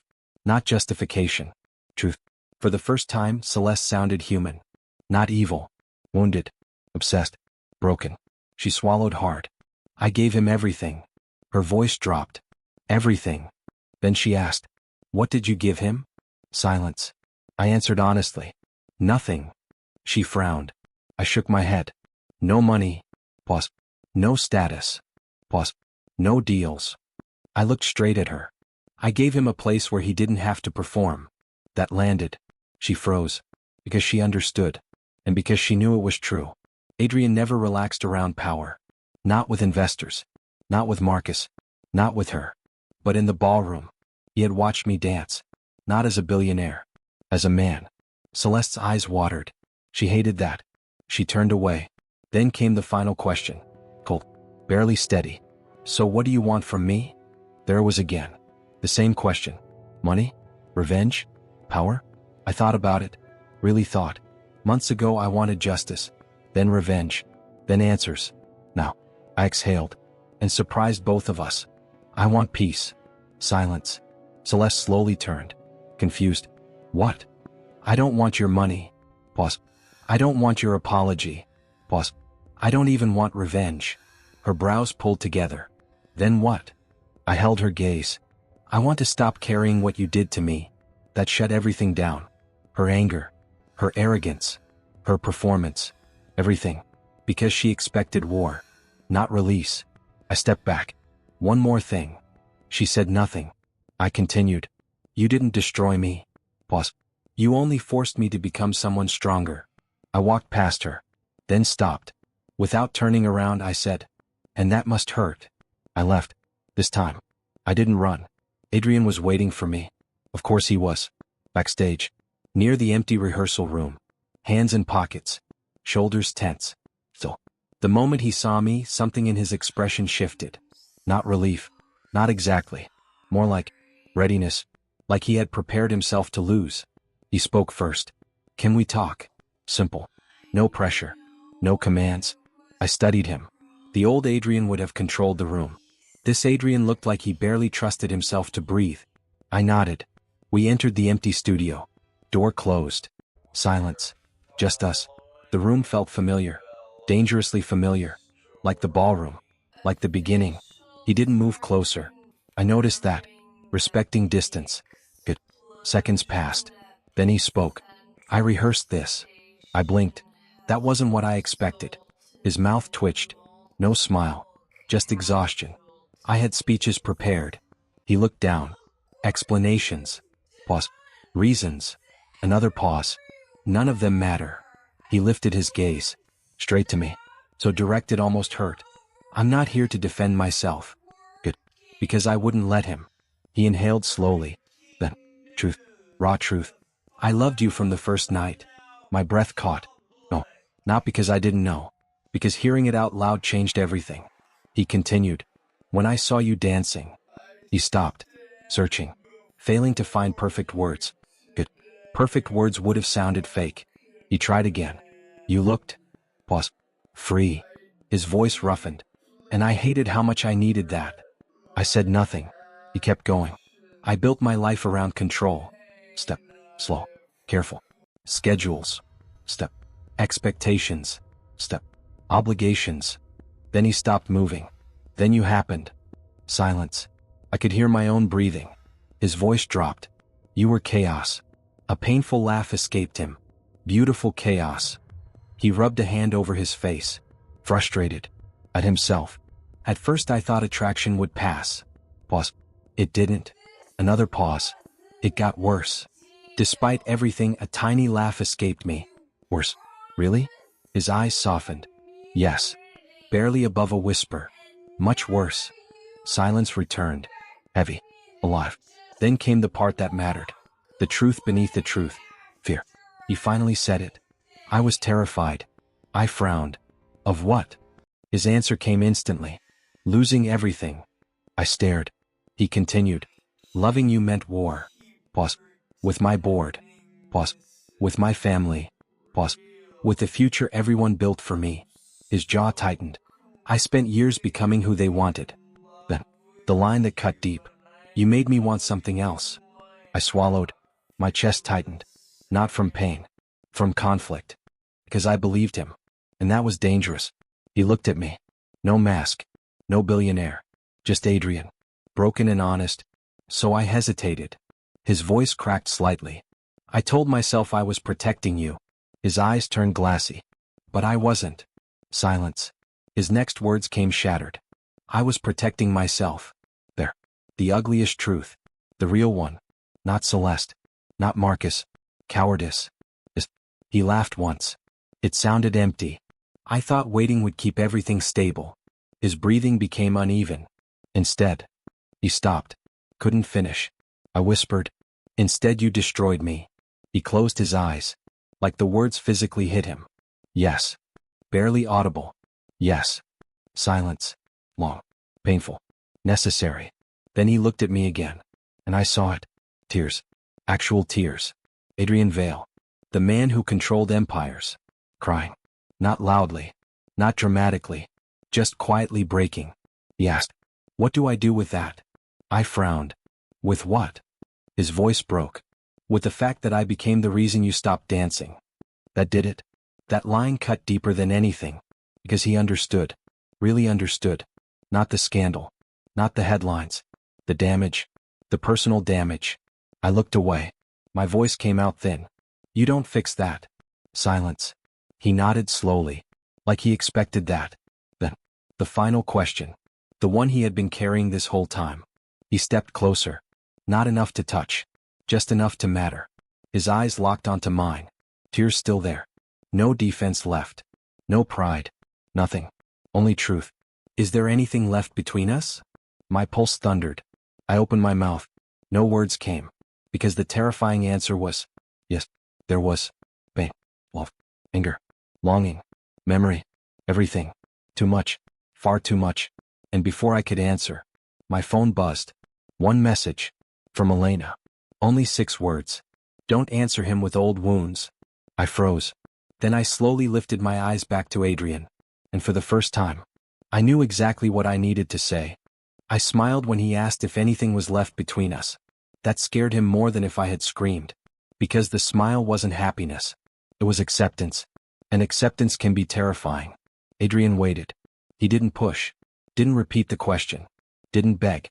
Just stood there looking at me like my next breath could decide his entire future. I glanced at my phone. Elena's message still glowed on the screen. "Don't answer him with old wounds." I locked the screen. Slowly. Then I looked back at him. At the man I loved. At the man who broke me. The cruel part? Both were true. My throat tightened. Not with panic. With truth. I spoke. Quietly. "You want to know if anything is left between us?" His jaw tensed. But he nodded. Yes. One word. Barely audible. I exhaled. "There is." His breathing stopped. I saw hope flash across his face. Instant. Dangerous. So I continued before hope could become illusion. "There's love." His eyes glistened. "There's anger." The hope trembled. "There's longing." His lips parted. "There's grief." Now he looked afraid again. Good. Because this needed honesty. Not comfort. I swallowed. "There's also a version of me that still remembers the ballroom." Silence. I could almost hear the music from that night. The empty floor. The applause. The beginning. I smiled faintly. "She still loves you." His eyes shut. Like those words physically hurt. Then I said the part he needed. The part one needed. "But she's not the only version of me anymore." His eyes opened. Confused. Listening. I stepped closer. Not enough to touch. Enough to be real. "You keep saying Celeste lied." Pause. "She did." I held his gaze. "But that's not when you lost me." He froze. Completely. His voice came low. "Mina?" "No." I shook my head. "You need to hear this." Silence. He didn't interrupt. Good. Because I was done protecting his feelings. "You didn't lose me when she attacked me." I felt my chest rise. Full. Steady. "You lost me when you waited." The words landed. Hard. I saw it. The impact. No defense. No argument. Just truth reaching bone. I continued. "When everyone looked at me like I was trash." Pause. "When my phone filled with hate." Pause. "When I ran." My voice wavered. Just once. Then steadied again. "I kept waiting for you." His breathing turned sharp. I saw his hands curl into fists. Not anger. Pain. I kept going. Because stopping now would be cowardice. I told myself, he'll come. Pause. "He'll find me." Pause. "He'll say something." My voice dropped. But silence came instead. The room felt smaller. Air heavier. And then, the sentence I had carried for months. The one buried under anger. The one that finally surfaced. Do you know what silence becomes when you need someone most? His face crumpled. He whispered, please? Too late. I finished. It becomes betrayal too. Silence. Complete. Brutal. He stopped breathing for a second. Then I saw it. The exact moment the truth broke him. Not the scandal. Not the confession. This. Because now he understood the wound. Not humiliation. Abandonment. His eyes flooded.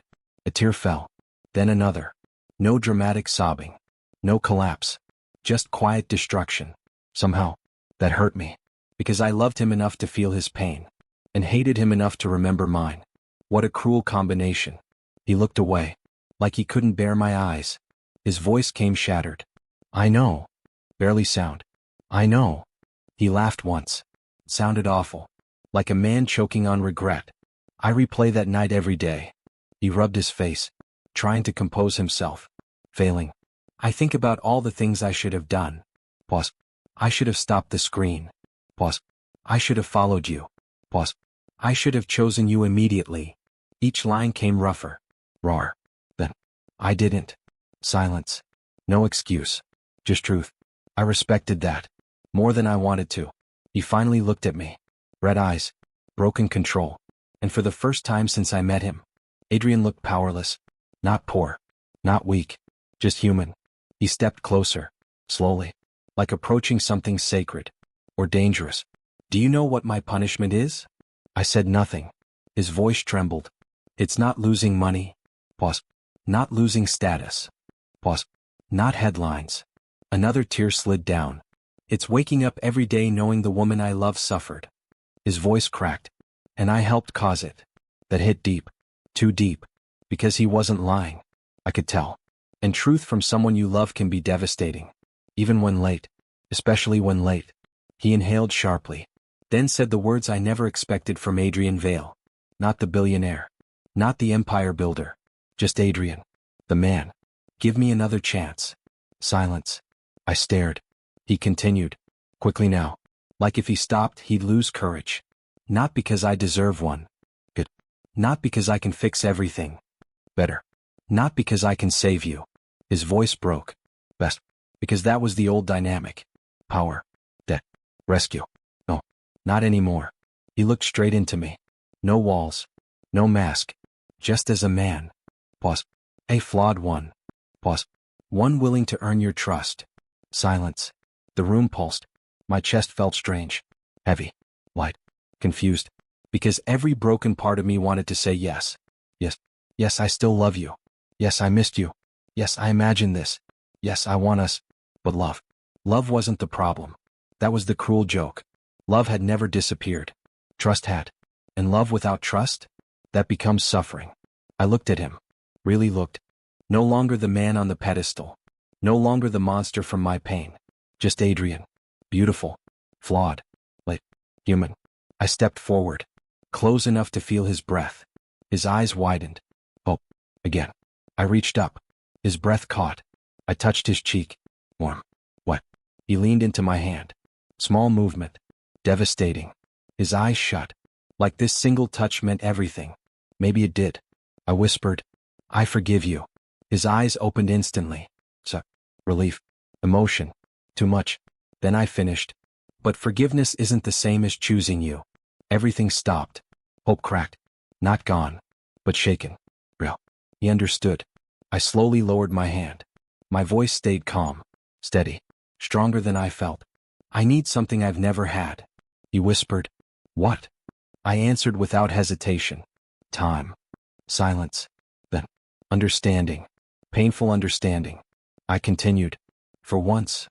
My voice softened. I need my future to belong to me. No rescuing. No choosing from fear. No choosing from loneliness. No choosing because love begged. Just choice. Mine. I stepped back. The distance returned. Necessary. Sacred. His lips parted. He wanted to say something. Didn't? Good. Growth. Finally. I turned toward the door. My hand touched the handle. Then his voice stopped me. Quiet. Shaking. Mina? I didn't turn. Yes. Silence. Then. I'll wait. My fingers tightened. He continued. As long as it takes. Pause. No pressure. Pause. No demands. His voice broke again. Even if the answer is no. That almost broke me. Almost. I closed my eyes. One breath. Then I opened the door. And walked away. Not from love. Not from him. From dependency. From fear. From the girl who thought being chosen was everything. For the first time in my life, I understood something powerful. Being loved is beautiful. But choosing yourself? That changes everything. And as I walked into the night, my phone buzzed. One new message. Unknown number. Only 4 words. The final start tomorrow. I didn't look for him. That's how I knew I had healed. Because healing isn't when pain disappears. It's when your life stops orbiting around the wound. 1 year later. The lights were brighter than I remembered. Warmer too. I stood backstage in silence, adjusting the ribbon around my wrist. The same ritual. Every performance. Thought. Breathe. Focus. My phone buzzed in my dressing room. 3 unread messages. Elena, don't overthink. Just destroy them. I smiled. Classic Elena. Second message. Mom, I'm in the front row. Don't cry before dancing. Too late. I laughed. Softly. Third message. Unknown number. I opened it. Only 4 words. Break a leg, Mina. No name. No explanation. I stared at the screen. Then smiled. I didn't need a signature. I knew. I locked the phone. No racing heartbeat. No spiraling thoughts. Just awareness. He was here. Maybe. Maybe not. And for the first time, that didn't control me. A little girl tugged my sleeve. I looked down. Sana. 8 years old. Big eyes. Messy bun. One of my academy students. She whispered, terrified. What if I mess up? I knelt in front of her. Funny. A year ago, that question would have destroyed me. Now I knew the answer. I touched her shoulder. You know what courage is? She shook her head. I smiled. It's dancing while scared. She blinked. That's courage? Yes. What if people laugh? I thought about that. Really thought. Then I answered. Then let them watch. She stared. Then smiled. Small. Brave. And ran back to the others. I stayed there for a moment. Still. Absorbing it. My academy. Mine. The sign outside still felt unreal. Ash's Dance Academy. For girls like me. Girls told they were too poor. Too late.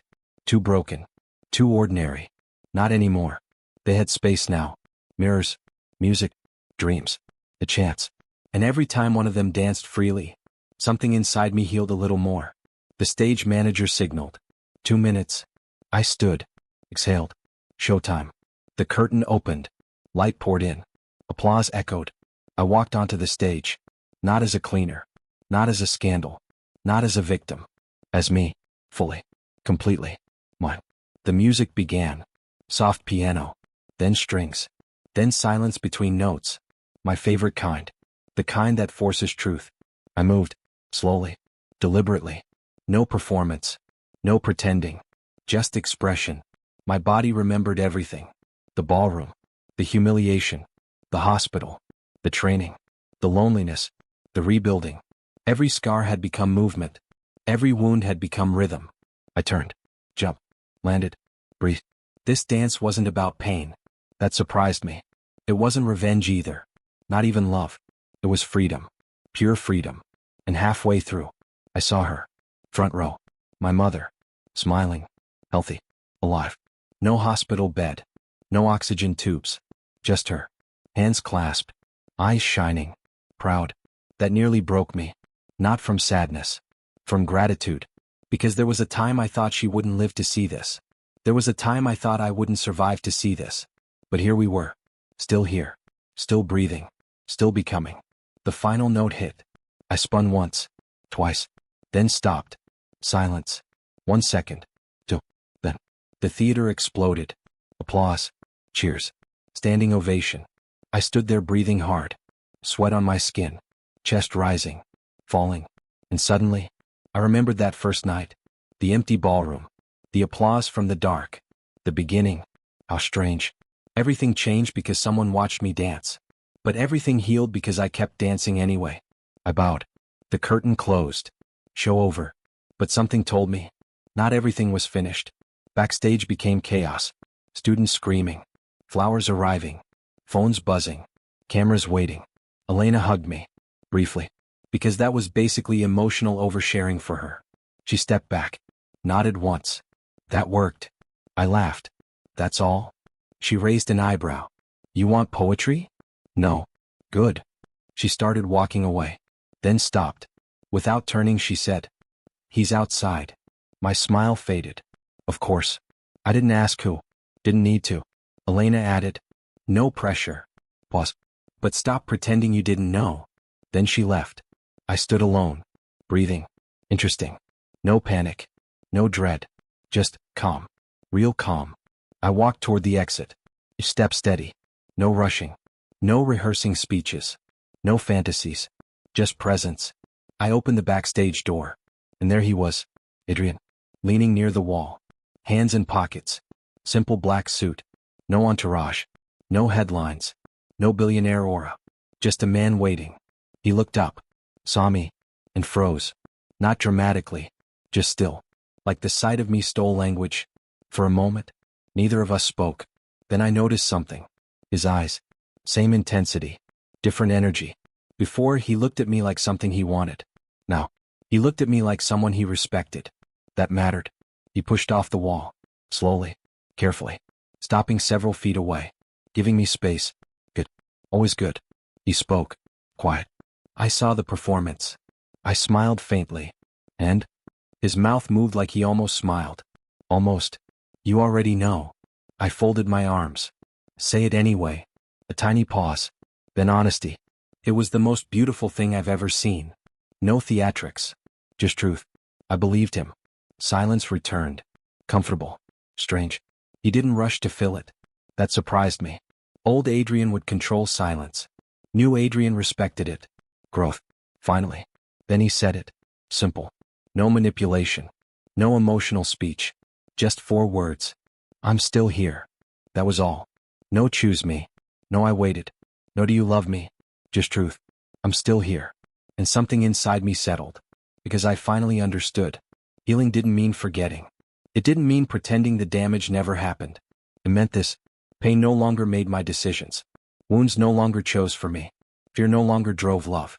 I looked at him. Really looked. At the man who hurt me. At the man who changed. At the man who stayed. And I asked myself one final question. Not, do I still love him? I already knew that. The real question was, who am I when I choose now? The answer came instantly. Strong. Clear. Mine. I wasn't the cleaner begging to be seen. I wasn't the broken girl desperate to be chosen. I wasn't someone waiting to be saved. I was whole. And whole people choose differently. I smiled. Real smile. Not polite. Not guarded. Real. Adrian stopped breathing. I saw it. That tiny moment. Hope. Terror. Both. I stepped forward. Once. Twice. Until only inches remained. His voice barely existed. Mina. I lifted my hand. Slowly. He didn't move. Didn't assume. Didn't reach first. Good. Very good.